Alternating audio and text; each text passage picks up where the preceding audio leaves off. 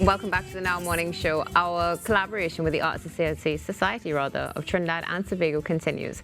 And this morning we have on set with us Matthew Burkett, artist and Christmas person as well, to share with us a little bit about his beautiful work. Good morning, Matthew, and welcome. Good morning, Natasha, and thank you for having me. I mean, thank you for being here. We appreciate it. It's very early. It's also the Christmas season, so I'm sure you have lots to do.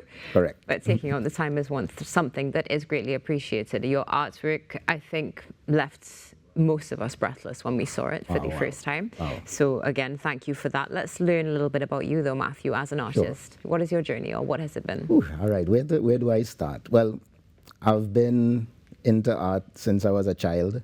Anyone who knows me knows I am synonymous with art. It started off as a child. I would be sketching. I would sketch every day, all the time. Mom, I'm bored. Here's a piece of paper, sketch. That's what it was.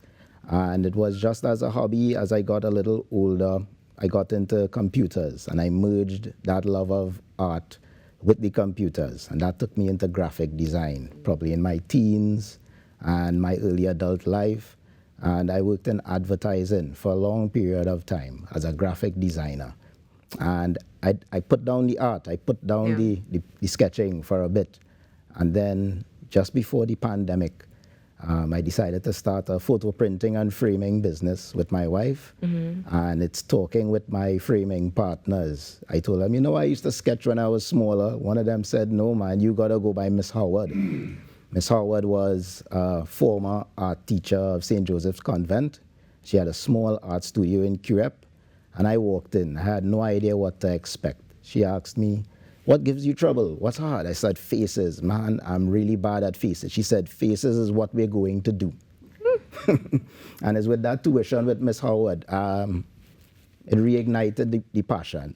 And I started to do portraits for like family members. And I was close by to Art Society, dropping my son to a football game. And I told myself, oh, come on, I'm too close. I'm sitting right here. Art Society is right over there. I decided to join. That was earlier this year, about 7 months ago. And since then, Art Society has opened up so many opportunities. I have to be thankful. Absolutely beautiful. And it sounds like things just aligned for you as you went along on your journey, especially as you mentioned pre-COVID. And it's pre-COVID particularly where you decided to really enter into the journey again. Right. And we see some of the beautiful work. And when you said, well, faces were an issue, well, you all will see faces are clearly not an issue anymore. What would you say is your style? Do you have a unique style, you would say? Yes, I would say I do have a unique style. At least to me, it's unique.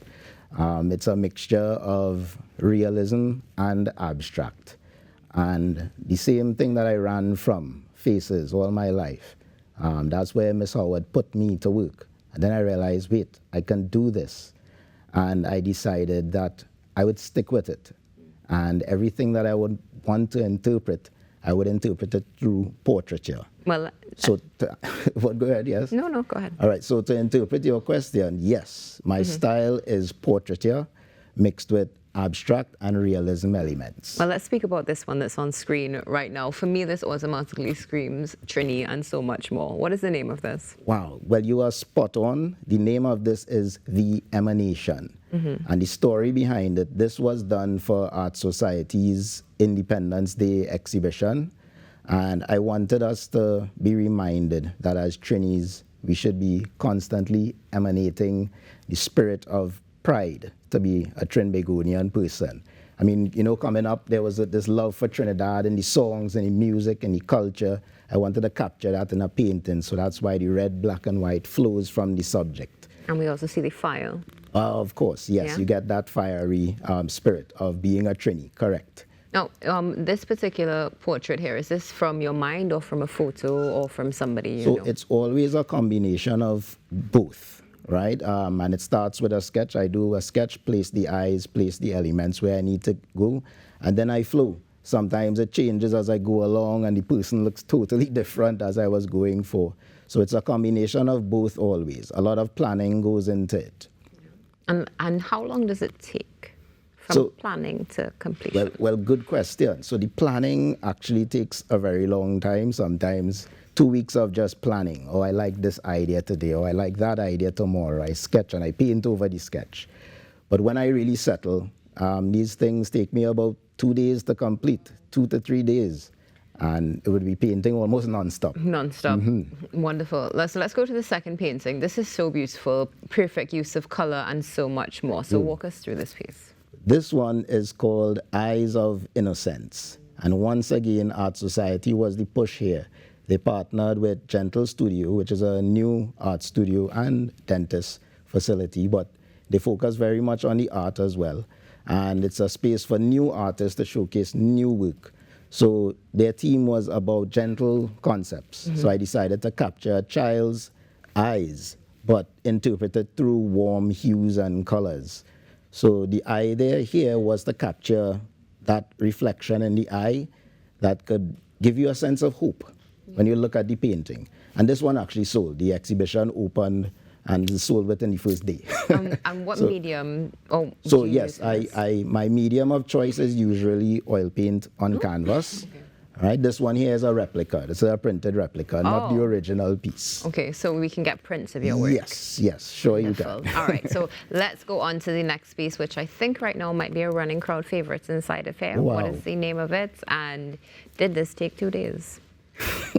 So the name of this one is Monday and Tuesday. 2 days. Aptly done. And once again, Art Society here partnered with the Carnival Museum. And the Carnival Museum wanted to celebrate Carnival as a worldwide event. We have Carnival in Trinidad, we have Carnival in New Orleans, we have Carnival in Rio. So the idea here was to capture a myriad of Carnival visuals into one piece that really displays what the true spirit of Carnival could look like around the world. I anchored it with our concept of what we know to be Carnival, Monday and Tuesday. And this was actually supposed to be 2 separate paintings, but I chat with my family all the time about these things. I decided to convert it into one, where you get that feel of what Juve will be into what Pretty Mass will be, and then mix some other Carnival elements into the picture. Once again, this one took about 2 weeks to plan and about 2 to 3 days to paint. I built the frame from scratch and stretched the canvas and everything. And I'm interested, so when you do these pieces, do you have a dedicated space set up, or do you perhaps move around from area to area, maybe outside, inside, that sort of thing? Good question. It's usually in my gallery. Okay. Right? And fortunate enough, we have a nice view of the hills, so the nature around totally inspires. But I can't do these things without my family's support. They're always there, keeping me going with these 8-9 hour sessions of just painting nonstop. So very much I need to be comfortable in a nature-inspired space to be able to paint freely. And one of the things also, I see that theme of family really just goes through your entire journey, because you mentioned your mother was like, here's some paper, go ahead and sketch. Very much so. Now with your family, you also have that space. Yes. And speaking about, space is so necessary for freedom to be able to create. And this next piece, it's very powerful. Thank you. So what inspired this, and what's the name of it? And I'm glad you keep asking what inspired it, because you'll realize here that joining Art Society was the turning point for me. It was.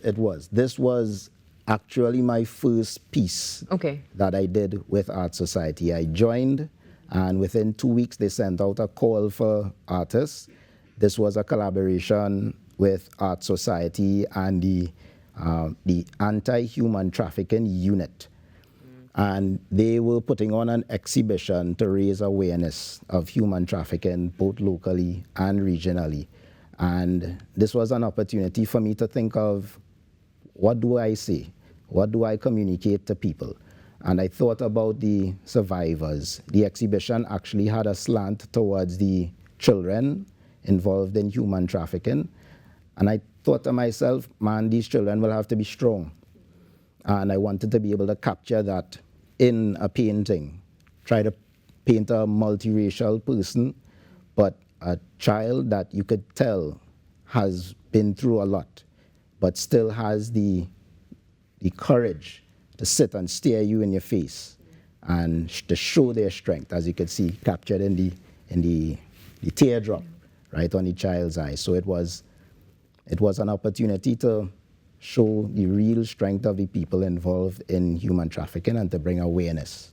Very powerful, powerful message. Thank And you. the final piece that you have loaned us for this week is also quite powerful and a reflection of children, but a child's joy as well. And I love very the much. fact that we see our Christmas on canvas. And well, I know it will appeal to you being a Christmas person. Yes, definitely. We get it. Matthew gets it, guys. Matthew, you should come back.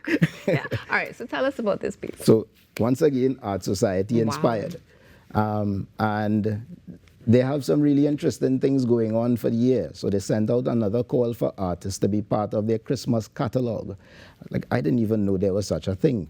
So Art Society offers local artists the opportunity to be featured on the front of Christmas cards for various customers in Trinidad, right? So I submitted a piece. The theme was around a Trini Christmas.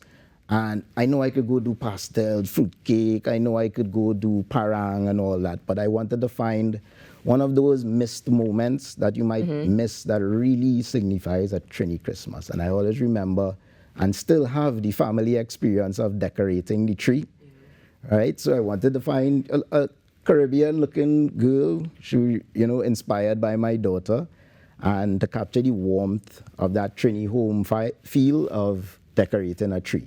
And you definitely did catch that. Matthew, if we would like to connect with you, where can we connect with you? Oh, you could find me on Instagram at IamZen_. That's IAMXEN_. Or you could find me on Facebook as well as ZenX. XENX. Well, thank you so much for joining us this morning, and thank you for loaning us your artwork. We're going Thank to you for enjoy it all having week. me. And have an excellent Christmas. Same to you. You. Matthew Burkett, artist, here with us this morning on the Now Morning Show as we continue to celebrate and collaborate with the Art Society of Trinidad and Tobago. Stay tuned. The TTPS is up after this break. Cantando gloria.